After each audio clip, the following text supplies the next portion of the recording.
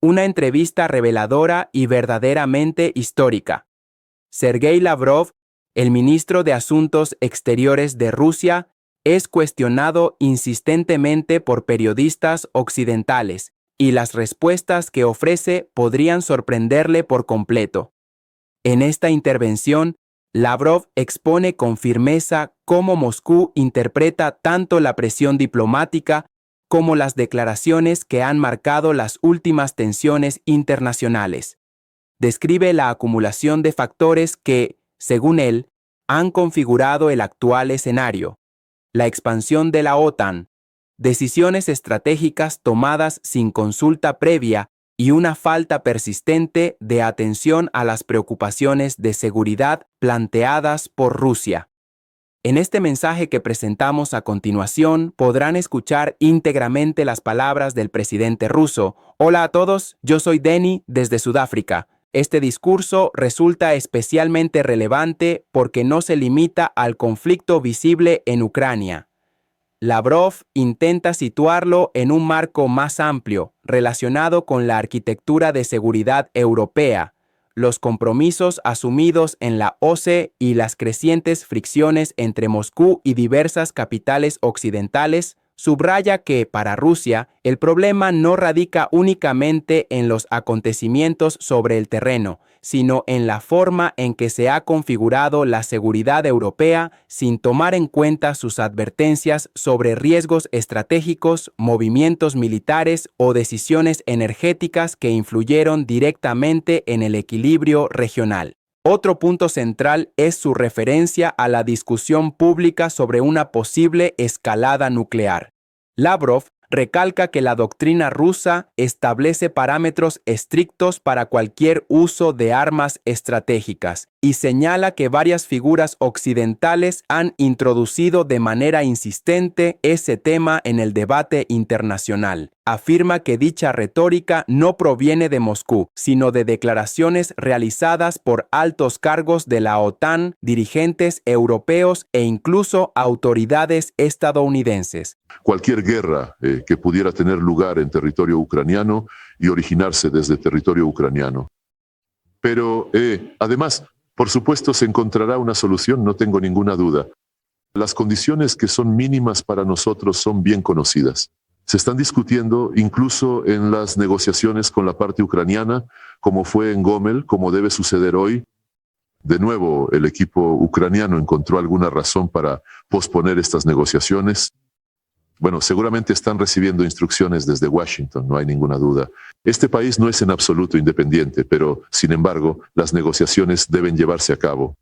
No voy a entrar ahora en detalle sobre los puntos que se están considerando. En general son bien conocidos y no podemos permitir más que desde el territorio de Ucrania provenga una amenaza de ataque directo contra la Federación Rusa.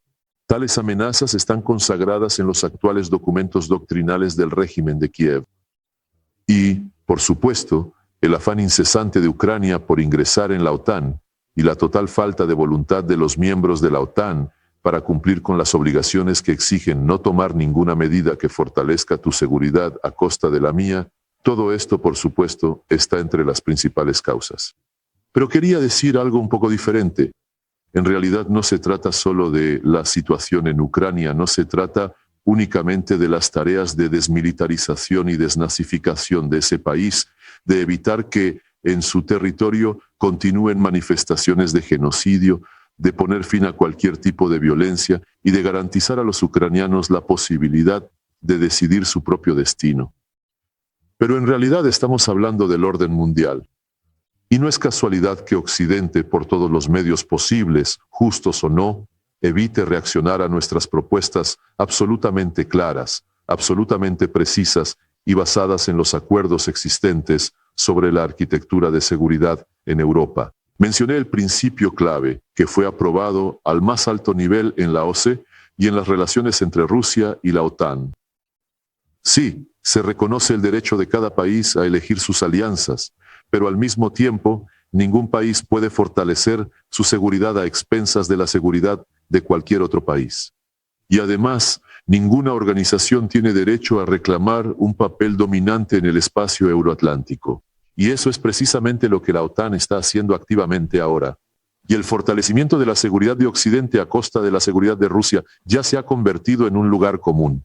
Y nos dicen, no se preocupen, la inclusión de Ucrania en la OTAN o de cualquier otro país que no sea miembro de la alianza no representará una amenaza para la seguridad de Rusia.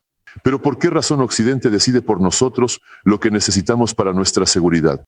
De la misma manera que los estadounidenses decidieron por Alemania y por Europa lo que era necesario para la seguridad energética del continente europeo y resolvieron que el Nord Stream 2 no era necesario para garantizar la seguridad energética de la Unión Europea, ya que esa seguridad estaría asegurada por el suministro de gas natural licuado estadounidense, que cuesta varias veces más. De eso es de lo que estamos hablando. Se trata de que a nosotros nos escuchan pero no nos oyen y tratan de imponernos de todas las formas posibles su visión de cómo debemos vivir en Europa. Y saben, ya empiezo a hacer ciertas comparaciones. En su momento, tanto Napoleón como Hitler se propusieron someter a Europa. Ahora, quienes la han sometido son los estadounidenses. Bueno, está claro, en la OTAN ni siquiera surgen preguntas al respecto, y a la Unión Europea le han señalado cuál es su lugar. Y la historia con el Nord Stream 2 demostró perfectamente cuál es el verdadero lugar de la Unión Europea en el escenario mundial. Simplemente los obligaron y ya está. Y ahora, cuando, ni siquiera sé, cuando se escuchan conversaciones y exigencias provenientes de las capitales occidentales, ¿entienden? Esto crea exactamente una imagen en el escenario mundial, como en Hollywood, donde existe el mal absoluto y el bien absoluto. Y por supuesto, el bien absoluto está encarnado en el personaje que de hecho es el guionista de esta película de acción. Es lamentable. Estoy seguro de que esta histeria pasará.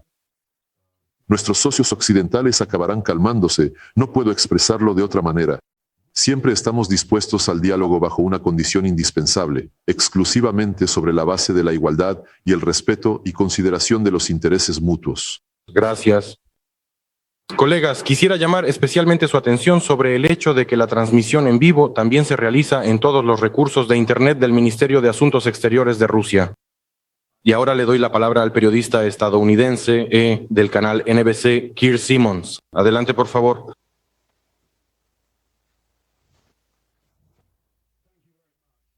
Muchas gracias, señor ministro. El presidente Vladimir Putin, muchos en Occidente lo describen como un político bastante aislado que hoy reacciona de una manera muy emocional y quizás impulsiva, lo que genera preocupación.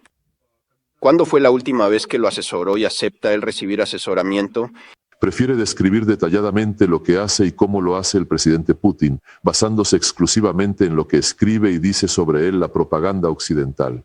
El presidente Putin, en las últimas semanas, ha expuesto en múltiples ocasiones y de manera detallada nuestra posición, que refleja la postura de la dirigencia rusa y se elabora en pleno cumplimiento de las facultades constitucionales del presidente de la Federación de Rusia y de estructuras como el Ministerio de Asuntos Exteriores, el Ministerio de Defensa, los Servicios Especiales y el Consejo de Seguridad de la Federación de Rusia. Este trabajo se realiza de manera cotidiana en un régimen de trabajo habitual. Al menos una vez por semana se celebran reuniones de los miembros permanentes del Consejo de Seguridad de Rusia. Así es el mecanismo de toma de decisiones. Gracias. ¿Tenemos conexión con Nueva York?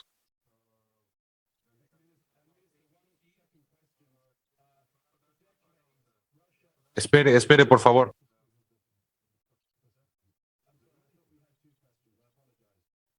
Tenemos dos preguntas. Disculpe. Por favor, le damos la valiosa oportunidad de hacer su importante pregunta ahora mismo. Gracias. Durante décadas, Rusia y Estados Unidos han mantenido la estabilidad a pesar de los temores relacionados con su potencial nuclear. ¿Puede tranquilizar al mundo y decir que Rusia no usará armas nucleares primero en un ataque de furia? Tenemos una doctrina militar bien establecida y detallada en la que se describen claramente los parámetros específicos y las condiciones estrictas para el uso potencial de armas nucleares, estableciendo un marco preciso para su aplicación. En ella no existe ninguna escalada para la desescalada, como intentan atribuirnos los analistas occidentales. Pero ahora se está hablando sobre la guerra nuclear. Y les pido encarecidamente que presten muchísima atención a las importantes declaraciones que se han realizado y a las personas que de hecho las han pronunciado. Primero, creo que fue el señor Stoltenberg, en un arrebato propagandístico y con el deseo de agradar a las fuerzas más radicales de Occidente, quien declaró que nadie le prohibirá a la OTAN hacer lo que quiera, incluso si la OTAN de repente decide desplegar armas nucleares en los territorios de Europa del Este. Para empezar, la OTAN no puede decidir dónde desplegar armas nucleares. No las tienen los estadounidenses. Pero la insinuación que hizo el señor Stoltenberg fue bastante reveladora. Y después de eso, el señor Zelensky también empezó a declarar que iban a renunciar a su estatus de Estado no nuclear y a adquirir armas nucleares. ¿Recuerdan eso también? No olviden ver lo que declaró mi colega Jean-Yves Le Drian, el ministro de Asuntos Exteriores de Francia, cuando, ya saben, ahora le gusta mucho pavonearse. Bueno, el gallo es el símbolo nacional de los franceses, su símbolo nacional, por así decirlo, así que suelen comportarse de manera altanera muy a menudo. Y él declaró, en otra de sus sesiones de comunicación con el mundo, que Putin debe recordar que Francia también tiene armas nucleares. No lo digo yo, no lo dice Putin, son ellos los que han empezado a decirlo. Y luego, cuando la señora Truss, recién nombrada al frente del Foreign Office, declaró que estaba lista para un conflicto entre la OTAN y Rusia. Y presten también atención a la declaración de su presidente, el señor Biden, cuando, respondiendo a la pregunta de si había una alternativa a las actuales llamadas sanciones infernales, dijo: la única alternativa a estas sanciones es la Tercera Guerra Mundial. Todos entienden que una Tercera Guerra Mundial solo podría ser nuclear. Pero les llamo la atención sobre el hecho de que es en la mente de los políticos occidentales donde constantemente ronda la idea de una guerra nuclear, no en la de los rusos. Por todas estas razones, les aseguro con total convicción que bajo ninguna circunstancia permitiremos que ninguna provocación, por pequeña o grande que sea, nos haga perder el equilibrio y la calma que tanto valoramos. Pero si en nuestra contra se desata una guerra real y verdadera, bueno, eso deberían pensarlo muy bien quienes están planeando tales cosas y acciones. Ellos, en mi opinión, lo están planeando. Gracias. Nos trasladamos a Nueva York. El canal estadounidense BBC, George Stephanopoulos, adelante, por favor. Gracias, estimado señor ministro.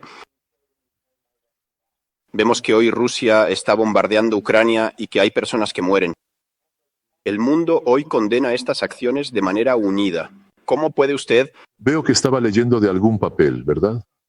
La pregunta es corta, pero decidió citar las palabras que tiene ahí en su hoja. No puedo comentar sobre invenciones de las cuales ahora hay una enorme cantidad. Y si se ha dado cuenta, Europa y Estados Unidos están haciendo todo lo posible, bueno, principalmente Europa, ante todo, están haciendo todo lo posible por cerrar cualquier medio de comunicación, cualquier fuente, canal de información proveniente de Rusia sobre lo que está ocurriendo en Ucrania, cómo se desarrolla la operación militar especial y cómo el ejército ucraniano, especialmente los batallones neonazis ucranianos, se comportan con respecto a la población civil. Cuando se retiran, simplemente saquean las localidades del Donbass. Los milicianos de Donetsk y Lugansk comenzaron a expulsarlos del territorio. Y al irse les quitan a los habitantes sus autos, les quitan equipos. En general se comportan como saqueadores, como ladrones. Y hay mucha información sobre las provocaciones que se están preparando, incluso en Mariupol y en otros territorios, donde los ucranianos ahora intentan usar a los civiles como escudos humanos. Hablen con los indios, árabes, africanos que ahora intentan salir de Ucrania, no los dejan salir. Y justo ayer el primer ministro de la India habló con el presidente de Rusia, preocupado porque un ciudadano indio, un estudiante, murió en Ucrania, en Kharkov. En Kharkov no hay tropas rusas, pero vemos una situación en la que en la estación de tren de Kharkov no dejan salir a los extranjeros que quieren irse, incluso a través del territorio ruso. Estamos dispuestos a recibir a estos estudiantes, pero enumerar los hechos ahora simplemente no me lo permite el tiempo. Los invito a visitar el sitio web de nuestro ministerio, donde se describe con todo detalle lo que está haciendo ahora el régimen neonazi de Kiev. Sé que a usted le gusta la palabra asesino. pues del lado del régimen de Kiev luchan verdaderos asesinos. Estamos en contacto directo con la ciudad de Pekín, la Corporación de Medios de China. ¿Cree usted sinceramente que el presidente Volodymyr Zelensky, el actual y primer presidente judío de Ucrania, es en parte un nacionalista y un neonazi, como se ha sugerido en algunos círculos? De otro modo, me resulta muy difícil explicar cómo el presidente Zelensky puede presidir una sociedad donde los neonazis y el neonazismo florecen abiertamente. Marchan abiertamente, organizan desfiles con antorchas. Además, para estos desfiles con antorchas, el presidente Zelensky asigna su propia guardia de honor del batallón de escolta. Realizan entrenamientos, aprenden métodos de combate urbano, técnicas de sabotaje y provocación. Todo esto ocurre bajo la presidencia de Zelensky. Y, por supuesto, cuando él declara que su abuelo luchó en la guerra, bueno, miren las leyes que él firma. ¿Cómo puede un presidente que se considera una persona de paz, como debería ser cualquier judío, firmar una ley sobre los pueblos originarios de Ucrania? Y entre los pueblos originarios no está el pueblo ruso. ¿Cómo puede un presidente que no es racista firmar y apoyar leyes que prohíben el idioma ruso no solo en las escuelas, lo cual ya de por sí es indignante, no solo en el ámbito educativo, sino también en la vida cotidiana en general? Allí hay una prohibición tal que si vas a una farmacia y pides un medicamento en ruso, así es.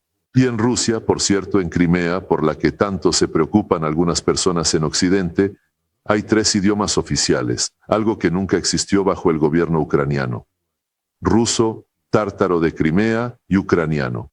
Y cualquier ciudadano ruso que viva en Crimea tiene pleno derecho a dirigirse en su propio idioma a cualquier oficina estatal o local, y están obligados a responderle en el idioma en el que se dirige. Por eso podría enumerar durante mucho tiempo. Mire de nuevo, sé que le gusta crear imágenes llamativas bastante rápido y que no tiene tiempo para ocuparse de los hechos, para profundizar en ellos. Pero aunque sea una vez, dedique al menos media hora al sitio web de nuestro ministerio, al sitio web del Ministerio de Defensa de la Federación Rusa. Bueno, entiendo que no le permitirán alzar la voz. Aquí hay una periodista francesa. Ayer, creo, el presidente Macron declaró que acusar a Zelensky y a Ucrania de que allí prospera el nazismo es una mentira. Bueno, ya le han respondido, pero quien mejor le respondió fue su propia compatriota, una periodista francesa que publicó, visitó el Donbass, describió cómo presenció los bombardeos a una escuela, cómo fue testigo del asesinato de 2 mujeres que trabajaban en esa escuela. Y cómo avergonzó a todos los representantes occidentales que se niegan a ver esto. Por supuesto no le permitieron publicar esto, pero este comentario está disponible en las redes sociales. Por eso invito simplemente a familiarizarse con los hechos, a conocer los hechos, y no a intentar aparentar que esa misma película de acción de Hollywood se desarrolla según un guión escrito por sus colegas, donde, como ya he dicho, existe el mal absoluto y el bien absoluto. China Media Corporation permita que otros participantes de la entrevista hagan sus preguntas. Bueno, ya lo sabemos, por supuesto.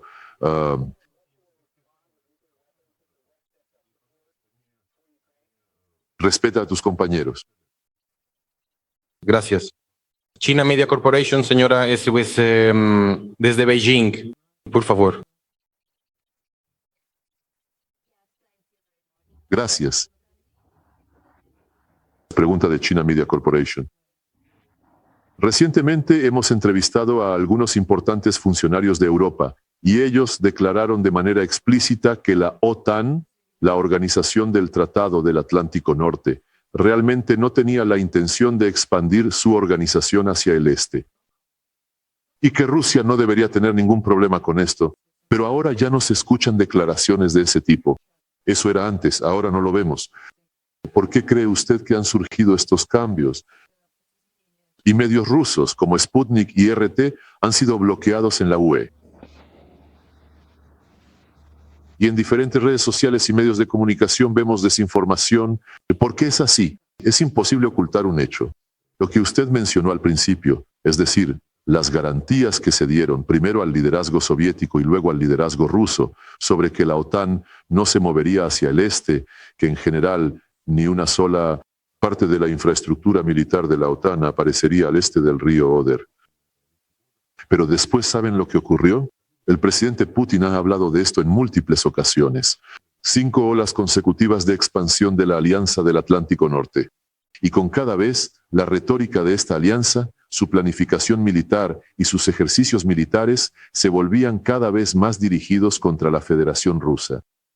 Hemos hablado de esto en numerosas ocasiones, hemos llamado la atención sobre ello, pero no encontrábamos una respuesta que confirmara que la OTAN estuviera dispuesta a dialogar en igualdad de condiciones, sobre la base del respeto a los intereses y preocupaciones mutuas. No en vano cité las declaraciones que fueron adoptadas al más alto nivel de la OSCE, tanto en Estambul en 1999 como en Astana en 2010. De la declaración adoptada en la cumbre de Pratica di Mare en 2002 entre los líderes de Rusia y la OTAN, donde se dice claramente que nadie fortalecerá su seguridad a expensas de la seguridad de los demás y que ninguna organización euroatlántica en el espacio de la OSCE tiene derecho a reclamar la dominación en ese mismo espacio. Y los miembros de la OTAN se niegan categóricamente a cumplir con ambas cosas. Usted preguntó, hace una buena pregunta, ¿por qué sucede esto y por qué necesitan mantener esa posición? No veo otra explicación salvo el terco y obstinado deseo de mantener su superioridad en cualquier ámbito y demostrarle a todos que es precisamente la OTAN quien dicta las reglas en Europa. Y ahora, por cierto, Stoltenberg ha declarado, la OTAN asume una responsabilidad global por la seguridad global. Por eso, respecto a que la alianza es defensiva, todo eso son, como decimos nosotros, palabras vacías para consolar a los ingenuos. Si la alianza fuera realmente defensiva, por supuesto que debería haberse defendido, pero por cierto nadie la atacó. Pero la alianza decidió por sí misma, bien, ahora estamos defendiéndonos en el muro de Berlín, por así decirlo. El muro de Berlín desapareció, así que había que defenderse en otro lugar. Entonces empezaron a expandirse hacia el este, y cada vez, de manera independiente y unilateral, trazaban esa llamada línea de defensa, que ya se ha acercado directamente a la Federación Rusa. Esto se ha explicado muchas veces y el presidente Putin, en sus intervenciones públicas y en sus numerosas y largas conversaciones con los líderes occidentales, lo ha expuesto todo de manera sumamente clara. Y cuando hablan con nosotros a nivel bilateral durante las negociaciones, parece que muestran comprensión. Pero en cuanto se reúnen entre ellos, les pasa algo. Bueno, al parecer lo que sucede es que allí ya son los Estados Unidos quienes dirigen y dictan órdenes e instrucciones. Eso es lamentable. Seguimos estando abiertos al diálogo. De todos modos, tarde o temprano esa conversación comenzará. Pero todos saben perfectamente lo que la OTAN intentó hacer con Ucrania, cómo ocurrió el golpe de Estado, un golpe que no fue provocado por nada, porque sucedió un día después de la firma del acuerdo entre el entonces presidente y la oposición para celebrar elecciones anticipadas en las que la oposición seguramente habría ganado. Y el presidente les dice a sus colegas, ¿y para qué hicieron eso? ¿Para qué organizaron el golpe de Estado? Si no hubiera ocurrido, se habría cumplido ese acuerdo. A nadie se le habría ocurrido en Crimea iniciar un levantamiento contra los golpistas. Crimea habría seguido siendo ucraniana. Todo esto ya se contó, todo se explicó. Pero en la situación actual, vuelvo a decir, no podemos mantener la amenaza, porque desde hace tiempo han estado convirtiendo a Ucrania en una antirrusia. Han estado convirtiendo activamente a Ucrania en una base para socavar todo lo ruso. Esto formaba parte de un gran juego geopolítico. Bueno, recuerden a Zbigniew Brzezinski, Ucrania con Rusia, Rusia con Ucrania es una superpotencia, y Ucrania sin Rusia no es nada, solo un país regional. Y él mismo, creo, dijo que había que utilizar Ucrania de todas las formas posibles para socavar los intereses rusos, la influencia rusa, la cultura rusa, y, subrayo especialmente, instó a usar Ucrania para desmantelar la ortodoxia, algo que de hecho ahora se está haciendo activamente. El presidente Poroshenko inició esta línea y el presidente Zelensky la continúa activamente. Así que, una vez más, no nos falta buena voluntad. Pero no podemos permitir que nuestros intereses sean constantemente vulnerados de la manera más grosera, creando amenazas físicas a la seguridad de Rusia. Y no lo permitiremos. Ahora pasamos a la región de Europa.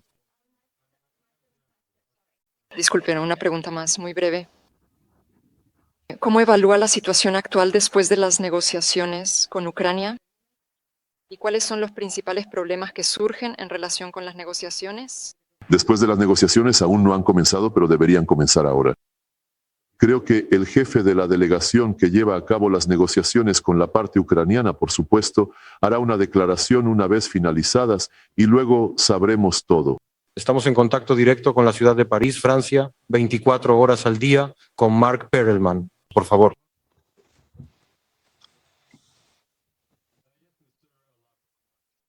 Sí, Frank Perelman. Mark Perelman, Francia 24. Rusia está aislada en el ámbito diplomático. Asamblea General de las Naciones. Y solo 4 países votaron en contra de la resolución, según la cual Rusia debe poner fin a la operación militar. Esta votación tuvo lugar en la Asamblea General y en un sentido diplomático resultó ser un fiasco. Es una derrota para Rusia. Estamos convencidos de que en nuestras acciones, en las acciones de mi país, estamos actuando correctamente. Quiero decirlo una vez más. Es malo, muy malo que la gente esté muriendo. Pero nosotros creo, no se trata de un fiasco diplomático. Pienso en el talento diplomático de Occidente. Miles de personas han muerto. Alrededor de 14,000 personas murieron en 8 años de guerra en Donbass. Nadie, ni de su canal, ni de otros medios de comunicación occidentales, ni siquiera se les ocurrió la idea de ir al Donbass y ver cómo viven las personas a las que el régimen ucraniano declaró terroristas. Aunque ellos no atacaron a nadie, fueron atacados y luego declarados terroristas, y así sucesivamente.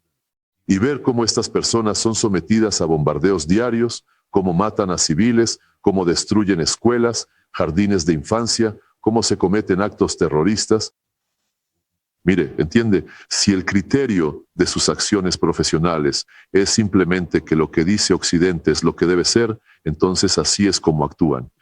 Y si para usted estos 8 años de silencio, no solo de los medios occidentales, no, sino también de los políticos occidentales, 8 años de sabotaje de los acuerdos de Minsk, cuando el régimen ucraniano no solo no los cumplía, sino que además seguía usando la fuerza contra los civiles. Si estos 8 años de total ignorancia y silencio usted los considera un triunfo diplomático, ese es su derecho. Usted representa a los medios libres, según entiendo. Y si usted considera que el hecho de que Rusia defendiera sus intereses y que la OTAN, finalmente, como usted dijo, esté más unida que nunca. La OTAN estaba buscando una manera de recuperar el sentido de su existencia. Desapareció tras la desaparición de la Unión Soviética y el Pacto de Varsovia. Luego apareció Afganistán.